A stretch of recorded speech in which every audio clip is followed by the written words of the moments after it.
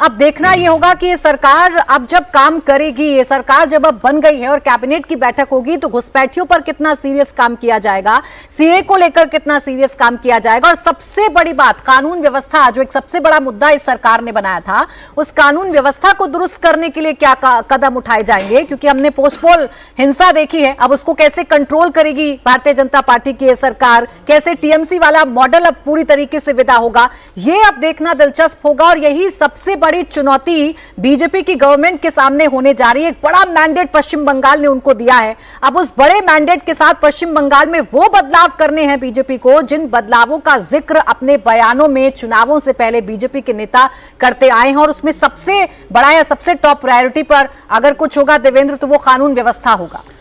बिल्कुल प्राची, वो एक बड़ा चैलेंज है। और इलेक्शन के बाद भी आपने देखा कि जिस प्रकार से अगर शुभेंदु अधिकारी के अपने सहायक की गोली मार कर हत्या कर दी जा रही है, प्लानिंग के तहत हत्या की जा रही है, कॉन्स्पिरेसी पूरा एक ढांचा क्रिएट करके उसकी हत्या की जा रही है, तो समझा जा सकता है कि कितना बड़ा चैलेंज शुभेंदु अधिकारी के लिए खुद है। दूसरी चीज़ की पॉलिटिकल वायलेंस ना फैले, ये एक बड़ा कंसर्न बीजेपी नेताओं के उसमें जहन में नज़र आता है। लेकिन साथ ही साथ जो इस प्रकार के एंटी सोशल एलिमेंट हैं उन पर नकेल भी कसी जानी है, तो वहाँ पर सरकार अपना काम करेगी, संगठन ये कोशिश करेगा कि ऐसी चीज़ों में ना उलझे। और बाकी जो गवर्नेंस के इशूज़ हैं वो तो रहेंगे, लेकिन टॉप प्रायोरिटी के हिसाब से चैलेंजिंग टास्क के तौर पर अगर आपको एक देखना हो कि किसी एक टास्क को, जो कि बीजेपी के बड़े नेताओं से बातचीत करके पिछले कुछ दिनों में समझ में आ रहा हो बंगाल में उनकी सरकार बनने के बाद को लेकर, तो उसमें सबसे बड़ा मसला घुसपैठिया है।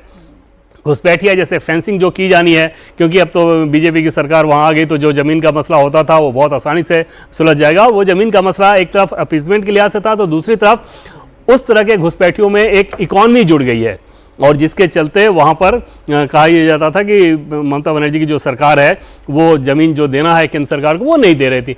अब उस काम को तो कर लिया जाएगा, लेकिन जो घुसपैठिए आ चुके हैं उन घुसपैठियों को कैसे बाहर निकाला जाए, उसके लिए क्या मैकेनिज्म होना चाहिए, ये उनके जहन में, बीजेपी के नेताओं के जहन में अभी सबसे बड़ी चीज़ जो है वो नज़र आती है। और टास्क के हिसाब से प्राची देखें तो अगले 5 साल में चैलेंज जिसे कहें वो यही है। बाकी चीज़ आसान है, आपके हाथ में है, बहुत आसानी से डिलीवर कर देंगे, उतना कॉम्प्लिकेशन नहीं है। लेकिन इस मामले में कॉम्प्लिकेशन बहुत ज़्यादा है, एक दूसरा देश इन्वॉल्व है, तो यहाँ से लोगों को वहाँ भेजा जाना वो एक बड़ा टास्क रहेगा, और उस पर नजर आएगी कि मैकेनिज्म किस प्रकार का होता है। स्टूडियो में हमारे साथ अमिताभ तिवारी जी, सुब्रकमल दत्ता जी भी हैं, तो हम सब में अगर एक बंगाली हैं तो वही बताएं आपकी विश लिस्ट क्या है इस सरकार से।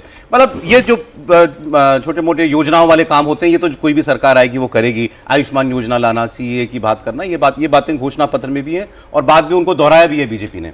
बंगाल को किस किस्म के स्ट्रक्चरल चेंजेस की जरूरत है? बहुत आवश्यक है एक दूरगामी स्ट्रक्चरल चेंजेस की, क्योंकि बंगाल पिछले 50 साल के कुशासन के चलते जिस तरह से पिछड़ गया है, पहले वाम फ्रंट की सरकार और उसके बाद टीएमसी की सरकार, आज अगर केंद्रीय सरकार का सहयोग अगर नहीं मिलता तो बंगाल एकदम पूरा खत्म हो जाता, आर्थिक दृष्टिकोण से और सामाजिक दृष्टिकोण से। यह कहीं ना कहीं पे एक दैवीय शक्ति है, जो कुदरत का ऐसा करिश्मा है कि एकदम सही समय पे, अंतिम बेला पे माँ दुर्गा ने और भगवान राम ने बंगाल को बचा लिया है। अब तो डबल इंजन की सरकार है। प्रमुखता से मैं समझता हूं कि 5-6 एरिया है जहां पे विशेष रूप से ध्यान दिया जाएगा। एक है उत्तर बंगाल, बहुत ज़्यादा पिछड़ गया है, मुझे लगता है कि उत्तर बंगाल के लिए एक विशेष पैकेज ज़रूर आएगा। इसके साथ साथ सीए कानून तत्काल लागू होना ये बहुत आवश्यक है। फिर बॉर्डर फेंसिंग के बारे में आपने उल्लेख किया है, वो बहुत ज़रूरी है बॉर्डर फेंसिंग करवाना। और इसके साथ साथ अनएम्प्लॉयमेंट, बेरोजगारी, कुशासन, महिला सुरक्षा, ये सब जो चीज़ें हैं ये बहुत इंपॉर्टेंट है। मेरे पास सूचना ये भी है कि अब हाल फिलहाल भारत के जो राजदूत है ढाका पे, उन्होंने बांग्लादेश सरकार से गुजारिश किया है कि आप लोग ये इलीगल इमिग्रेंट्स जो भारत पे है उनको आइडेंटिफाई करने में कोऑपरेट कीजिएगा। और मैं समझता हूं कि ये तमाम जितने सारे टोलाबाजी, सिंडिकेट और ये जितने दहशत जो फैलाते थे पश्चिम बंगाल में, ये रोहिंग्या वाहनी है और इस रोहिंग्या वाहिनी को आप तरी पार करके पद्मा के उस पार फेंकना बहुत आवश्यक है, क्योंकि इन्होंने बंगाल की भूमि को खोखला कर दिया है।